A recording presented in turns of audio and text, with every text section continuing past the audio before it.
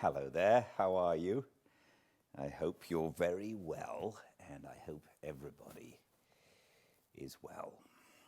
My name is Gildart Jackson, and I've been doing these fireside readings since the coronavirus lockdown started.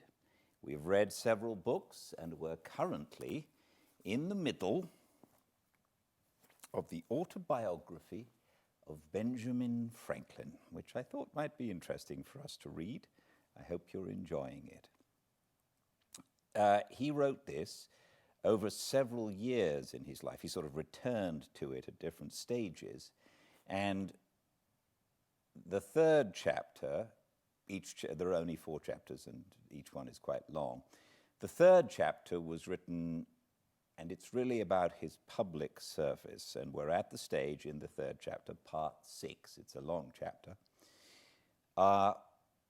where he was asked to set up an association of militia, American militia, and he returned to Philadelphia to do this.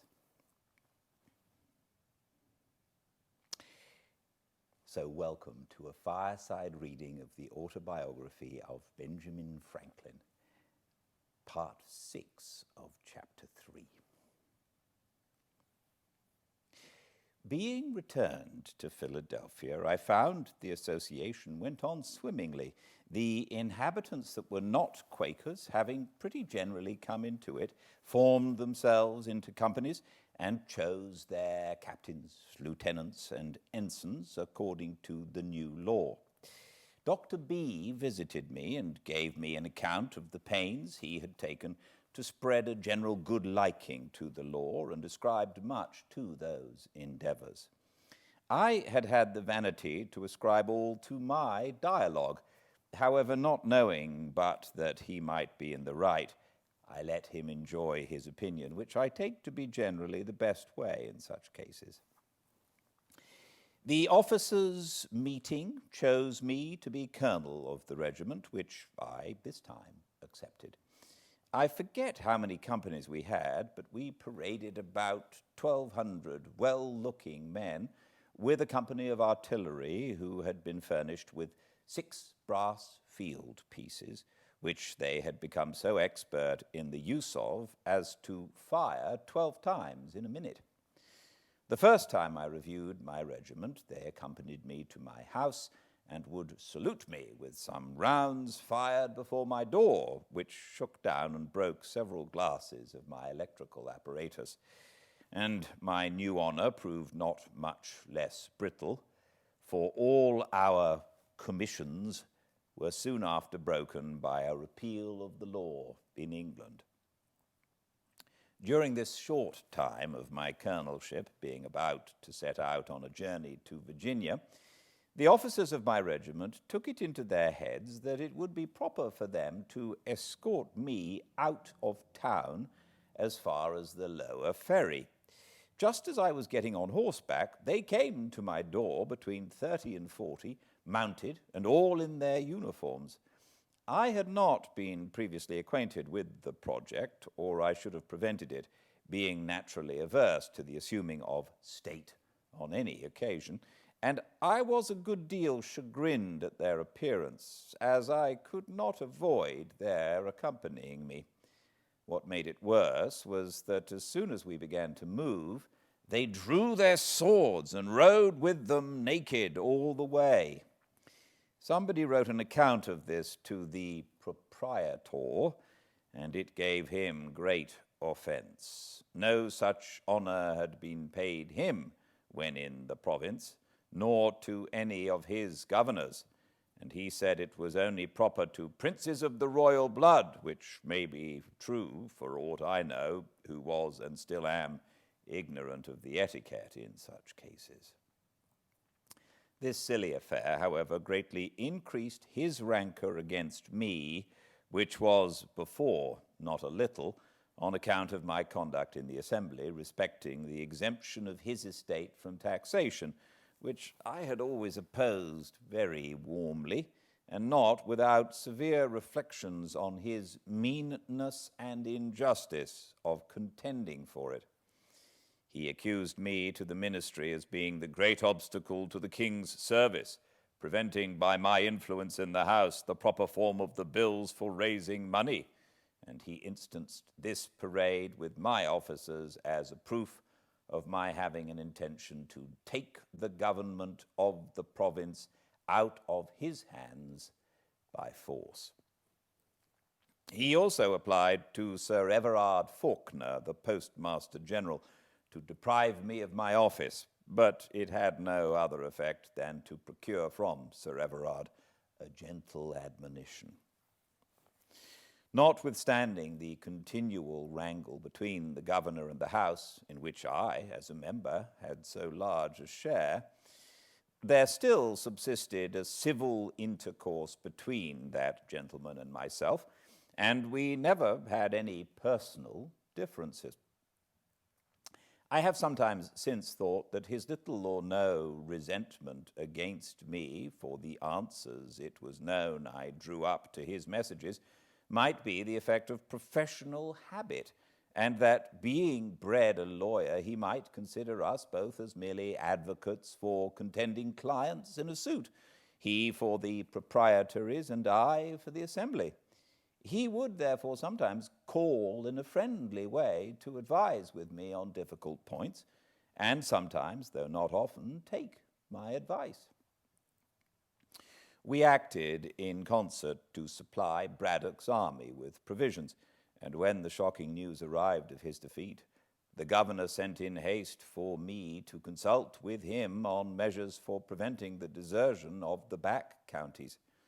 I forget now the advice I gave, but I think it was that Dunbar should be written to and prevailed with, if possible, to post his troops on the frontiers for their protection, till, by reinforcements from the colonies, he might be able to proceed on the expedition.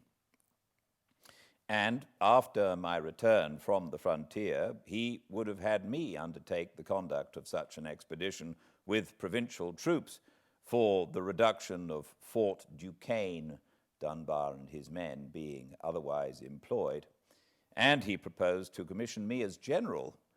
I had not so good an opinion of my military abilities as he professed to have, and I believe his professions must have exceeded his real sentiments, but probably he might think that my popularity would facilitate the raising of the men, and my influence in assembly, the grant of money to pay for them, and that, perhaps, without taxing the proprietary estate. Finding me not so forward to engage as he expected, the project was dropped, and he soon after left the government, being superseded by Captain Denny. Before I proceed in relating the part I had in public affairs under this new governor's administration, it may not be amiss here to give some account of the rise and progress of my philosophical reputation. In 1746, being at Boston, I met there with a Dr. Spence, who was lately arrived from Scotland, and showed me some electric experiments. They were imperfectly performed, as he was not very expert, but being on a subject quite new to me, they equally surprised and pleased me. Soon after my return to Philadelphia, our library company received from Mr. P. Collinson, Fellow of the Royal Society of London, a present of a glass tube with some account of the use of it in making such experiments. I eagerly seized the opportunity of repeating what I had seen at Boston, and by much practice acquired great readiness in performing those also which we had an account of from England, adding a number of new ones. I say much practice, for my house was continually full for some time with people who came to see these new wonders. To divide a little this encumbrance among my friends, I caused a number of similar tubes to be blown at our glass house, with which they furnished themselves, so that we had at length several performers. Among these, the principal was Mr. Kinnersley, an ingenious neighbour who, being out of business, I encouraged to undertake showing the experiments for money, and drew up for him 2 lectures in which the experiments were ranged in such order, and accompanied with such explanations in such method as that the foregoing should assist in comprehending the following. He procured an elegant apparatus for the purpose, in which all the little machines that I had roughly made for myself were nicely formed by instrument makers. His lectures were well attended and gave great satisfaction, and after some time he went through the colonies, exhibiting them in every capital town, and picked up some money. In the West India Islands, indeed, it was with difficulty the experiments could be made from the general moisture of the air. Obliged as we were to Mr. Collinson for his present of the tube, etc., I thought it right he should be informed of our success in using it, and wrote him several letters containing accounts of our experiments. He got them read in the Royal Society, where they were not at first thought worth so much notice as to be printed in their transactions. One paper, which I wrote for Mr. Kinnersley on the sameness of lightning with electricity, I sent to Dr. Mitchell, an acquaintance of mine, and one of the members also of that society, who wrote me word that it had been read, but was laughed at by the connoisseurs. The papers, however, being shown to Dr. Fothergill, he thought them of too much value to be stifled, and advised the printing of them. Mr. Collinson then gave them to Cave for publication in his Gentleman's Magazine, but he chose to print them separately in a pamphlet, and Dr. Fothergill wrote the preface. Cave, it seems, judged rightly for his profit, for by the editions that arrived after they swelled to a 1/4 volume, which has had 5 editions, and cost him nothing for copy money. It was, however, some time before those papers were much taken notice of in England, a copy of them happening to fall into the hands of the Count de Buffon, a philosopher deservedly of great reputation in France, and indeed all over Europe. He prevailed with Monsieur Dalibard to translate them into French, and they were printed at Paris. The publication offended the Abbé Nollet, preceptor in natural philosophy to the royal family, and an able experimenter who had formed and published a theory of electricity which then had the general vogue. He could not at first believe that such a work came from America, and said it must have been fabricated by his enemies in Paris to decry his system.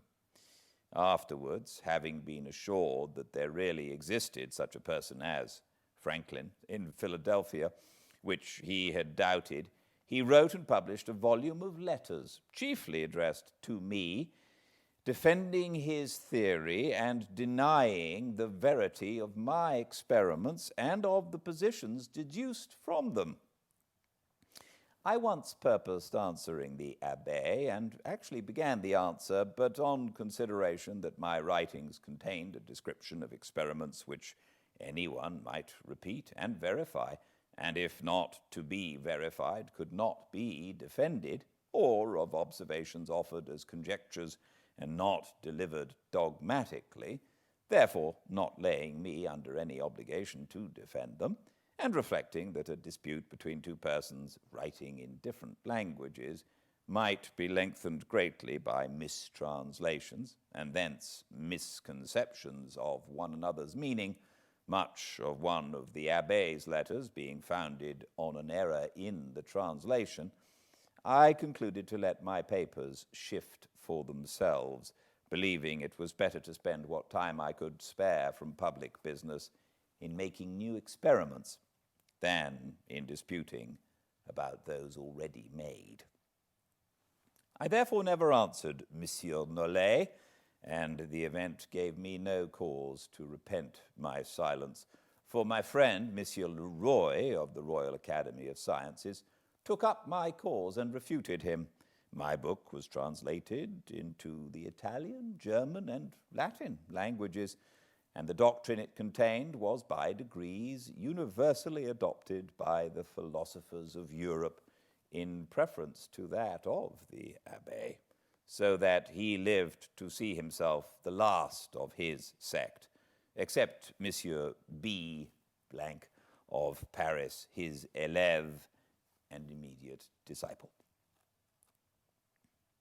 What gave my book the more sudden and general celebrity was the success of one of its proposed experiments made by Messrs. Dalibard and Delors at Marly for drawing lightning from the clouds.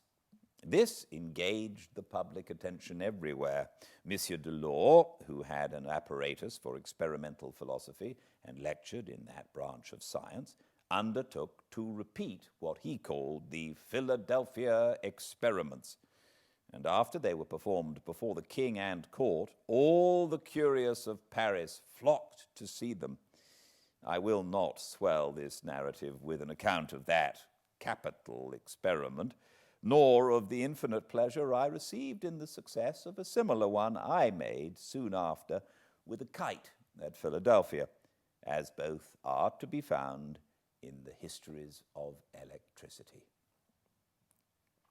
Dr. Wright, an English physician, when at Paris, wrote to a friend who was of the Royal Society an account of the high esteem my experiments were in among the learned abroad, and of their wonder that my writings had been so little noticed in England. The Society on this resumed the consideration of the letters that had been read to them, and the celebrated Dr. Watson drew up a summary account of them and of all I had afterwards sent to England on the subject, which he accompanied with some praise for the writer. This summary was then printed in their Transactions, and some members of the Society in London, particularly the very ingenious Mr. Canton, having verified the experiment of procuring lightning from the clouds by a pointed rod and acquainted them with the success, they soon made me more than amends for the slight with which they had before treated me. Without my having made any application for that honor, they chose me as a member and voted that I should be excused the customary payments, which would have amounted to 25 guineas, and ever since have given me their Transactions gratis. They also presented me with the gold medal of Sir Godfrey Copley for the year 1753, the delivery of which was accompanied by a very handsome speech of the President, Lord Macclesfield, wherein I was highly honoured. Our new governor, Captain Denny, brought over for me the before-mentioned medal from the Royal Society, which he presented to me at an entertainment given him by the city. He accompanied it with very polite expressions of his esteem for me, having, as he said, been long acquainted with my character. After dinner, when the company, as was customary at that time, were engaged in drinking, he took me aside into another room and acquainted me that he had been advised by his friends in England to cultivate a friendship with me as one who was capable of giving him the best advice and of contributing most effectually to the making his administration easy. That he therefore desired of all things to have a good understanding with me, and he begged me to be assured of his readiness on all occasions to render me every service that might be in his power. He said much to me also of the proprietor's good disposition towards the province, and of the advantage it might be to us all, and to me in particular, if the opposition that had been so long continued to his measures was dropped, and harmony restored between him and the people, in effecting which it was thought no one could be more serviceable than myself, and I might depend on adequate acknowledgments and recompenses, etc., etc. The drinkers, finding we did not return immediately to the table, sent us a decanter of Madeira, which the governor made liberal use of, and in proportion became more profuse of his solicitations and promises. My answers were to this purpose, that my circumstances, thanks to God, were such as to make proprietary favours unnecessary to me, and that, being a member of the assembly, I could not possibly accept of any. That, however, I had no personal enmity to the proprietary, and that whenever the public measures he proposed should appear to be for the good of the people, no one should espouse and forward them more zealously than myself. My past opposition having been founded on this, that the measures which had been urged were evidently intended to serve the proprietary interest, with great prejudice to that of the people. That I was much obliged to him, the governor, for his professions of regard to me, and that he might rely on everything in my power to make his administration as easy as possible, hoping at the same time that he had not brought with him the same unfortunate instruction his predecessor had been hampered with. On this he did not then explain himself, but when he afterwards came to do business with the assembly, they appeared again. The disputes were renewed, and I was as active as ever in the opposition, being the penman first of the request to have a communication of the instructions, and then of the remarks upon them, which may be found in the votes of the time, and in the historical review I afterward published. But between us personally no enmity arose. We were often together. He was a man of letters, had seen much of the world, and was very entertaining and pleasing in conversation. He gave me the first information that my old friend Jas Ralph was still alive, that he was esteemed one of the best political writers in England, had been employed in the dispute between Prince Frederick and the king, and had obtained a pension of 300 a year, that his reputation was indeed small as a poet, Pope having damned his poetry in the Dunciad, but his prose was thought as good as any man's. The assembly finally, finding the proprietary obstinately persisted in manacling their duties with instructions inconsistent not only with the privileges of the people, but with the service of the crown, resolved to petition the king against them, and appointed me their agent to go over to England to present and support the petition. The House had sent up a bill to the governor, granting a sum of £60,000 for the king's use, £10,000 of which was subjected to the orders of the then General Lord Loudoun, which the governor absolutely refused to pass in compliance with his instructions. I had agreed with Captain Morris of the Packet at New York for my passage, and my stores were put on board when Lord Loudoun arrived at Philadelphia, expressly, as he told me, to endeavour an accommodation between the governor and assembly, that his Majesty's service might not be obstructed by their dissensions. Accordingly, he desired the governor and myself to meet him, that he might hear what was to be said on both sides. We met and discussed the business.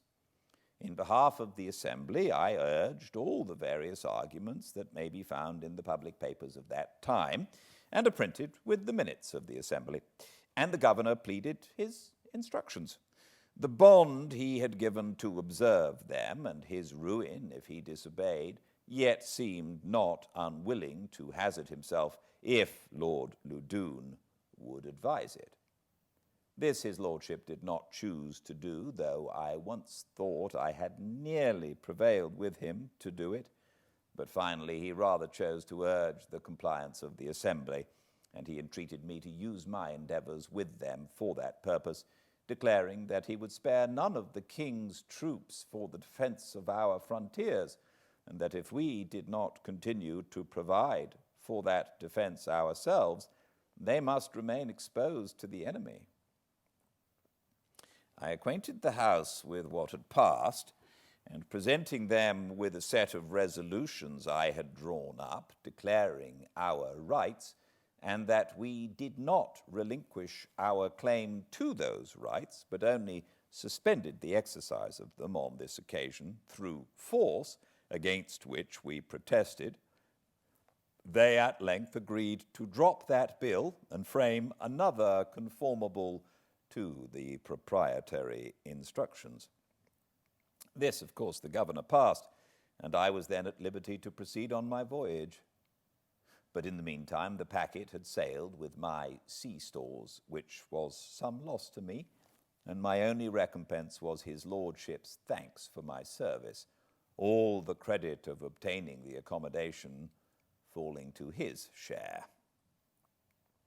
He set out for New York before me, and as the time for dispatching the packet boats was at his disposition, and there were 2 then remaining there, one of which he said was to sail very soon, I requested to know the precise time, that I might not miss her by any delay of mine. His answer was, "I have given out that she is to sail on Saturday next, but I may let you know, entre nous, that if you are there by Monday morning, you will be in time, but do not delay longer." By some accidental hindrance at a ferry, it was Monday noon before I arrived, and I was much afraid she might have sailed, as the wind was fair. But I was soon made easy by the information that she was still in the harbor and would not move till the next day. One would imagine that I was now on the very point of departing for Europe. I thought so, but I was not then so well acquainted with his lordship's character, of which indecision was one of the strongest features. I shall give some instances. It was about the beginning of April that I came to New York, and I think it was near the end of June before we sailed. There were then 2 of the packet boats which had been long in port, but were detained for the general's letters, which were always to be ready tomorrow.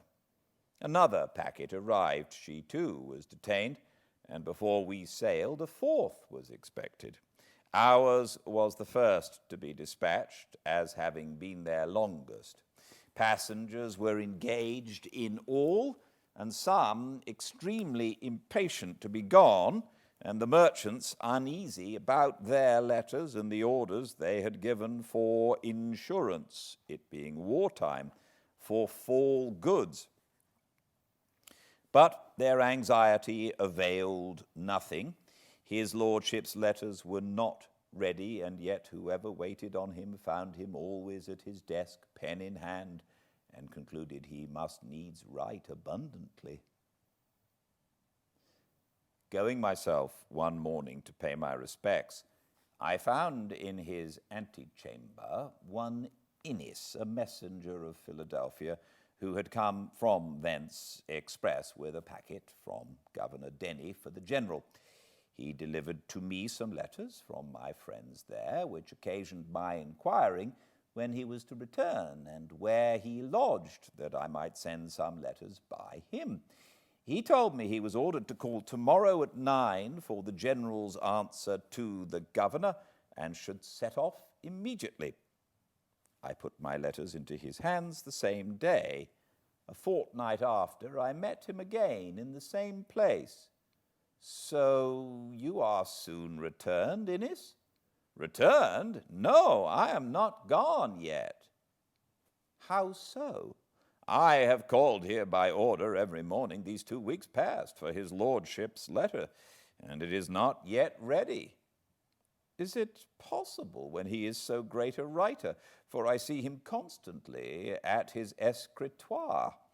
"Yes," says Ennis, "but he is like St. George on the signs, always on horseback and never rides on." This observation of the messenger was, it seems, well-founded, for when in England I understood that Mr. Pitt gave it as one reason for removing this general and sending Generals Amherst and Wolfe, that the minister never heard from him and could not know what he was doing. This daily expectation of sailing, and all the 3 packets going down to Sandy Hook to join the fleet there, the passengers thought it best to be on board, lest by a sudden order the ships should sail, and they be left behind. There, if I remember right, we were about 6 weeks, consuming our sea stores, and obliged to procure more. At length the fleet sailed, the general and all his army on board, bound to Louisburg, with intent to besiege and take that fortress. All the packet boats in company ordered to attend the general's ship, ready to receive his dispatches when they should be ready. We were out 5 days before we got a letter with leave to part, and then our ship quitted the fleet and steered for England.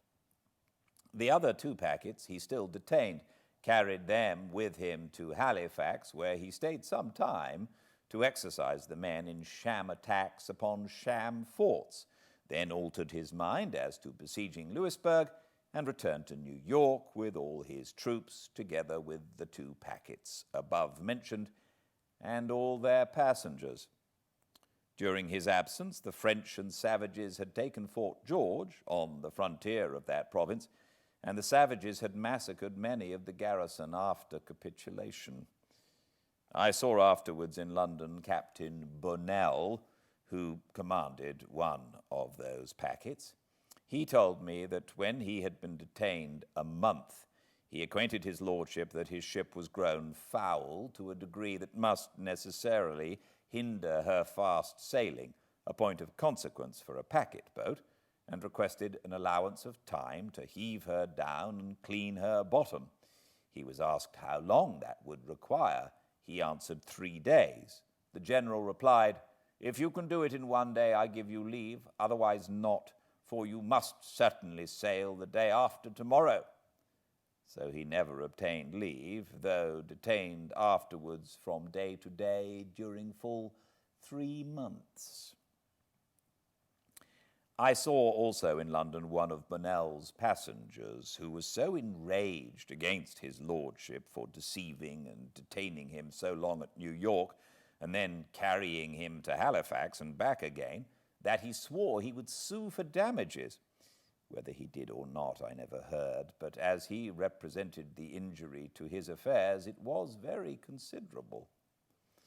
On the whole, I wondered much how such a man came to be entrusted with so important a business as the conduct of a great army. But having since seen more of the great world, and the means of obtaining, and motives for giving places, my wonder is diminished. General Shirley, on whom the command of the army devolved upon the death of Braddock, would, in my opinion, if continued in place, have made a much better campaign than that of Loudoun in 1757, which was frivolous, expensive, and disgraceful to our nation beyond conception.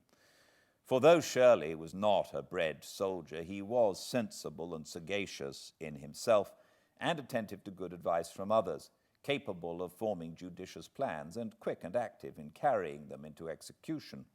Loudoun, instead of defending the colonies with his great army, left them totally exposed while he paraded idly at Halifax, by which means Fort George was lost. Besides, he deranged all our mercantile operations and distressed our trade by a long embargo on the exportation of provisions, on pretense of keeping supplies from being obtained by the enemy, but in reality for beating down their price in favor of the contractors, in whose profits it was said, perhaps from suspicion only, he had a share. And when at length the embargo was taken off, by neglecting to send notice of it to Charlestown, the Carolina fleet was detained near 3 months longer, whereby their bottoms were so much damaged by the worm that a great part of them foundered in their passage home. Shirley was, I believe, sincerely glad of being relieved from so burdensome a charge as the conduct of an army must be to a man unacquainted with military business. I was at the entertainment given by the city of New York to Lord Loudoun on his taking upon the command. Shirley, though thereby superseded, was present also. There was a great company of officers, citizens, and strangers, and some chairs having been borrowed in the neighborhood. There was one among them very low, which fell to the lot of Mr. Shirley. Perceiving it, as I sat by him, I said, "They have given you, sir, too low a seat." "No matter," says he, "Mr. Franklin, I find a low seat the easiest." While I was, as aforementioned, detained at New York, I received all the accounts of the provisions, etc., that I had furnished to Braddock, some of which accounts could not sooner be obtained from the different persons I had employed to assist in the business. I presented them to Lord Loudoun, desiring to be paid the balance. He caused them to be regularly examined by the proper officer, who, after comparing every article with its voucher, certified them to be right, and the balance due, for which his lordship promised to give me an order on the paymaster. This was, however, put off from time to time, and though I called often for it by appointment, I did not get it. At length, just before my departure, he told me he had, on better consideration, concluded not to mix his accounts with those of his predecessors. "And you," says he, "when in England, have only to exhibit your accounts at the Treasury, and you will be paid immediately." I mentioned, but without effect, the great and unexpected expense I had been put to by being detained so long at New York, as a reason for my desiring to be presently paid, and on my observing that it was not right I should be put to any further trouble or delay in obtaining the money I had advanced, as I charged no commission for my service. "Oh, sir," says he, "you must not think of persuading us that you are no gainer. We understand better those affairs, and know that everyone concerned in supplying the army finds means in the doing it to fill his own pockets." I assured him that was not my case, and that I had not pocketed a farthing. But he appeared clearly not to believe me, and indeed I have since learned that immense fortunes are often made in such employments. As to my balance, I am not paid it to this day, of which more hereafter. Thank you all for joining me. I hope this helps a little bit, and I look forward to seeing you all tomorrow at the same time and place. Every chapter can then also be watched on the YouTube channel Fireside Reading. Until next time, please be very well. Good night.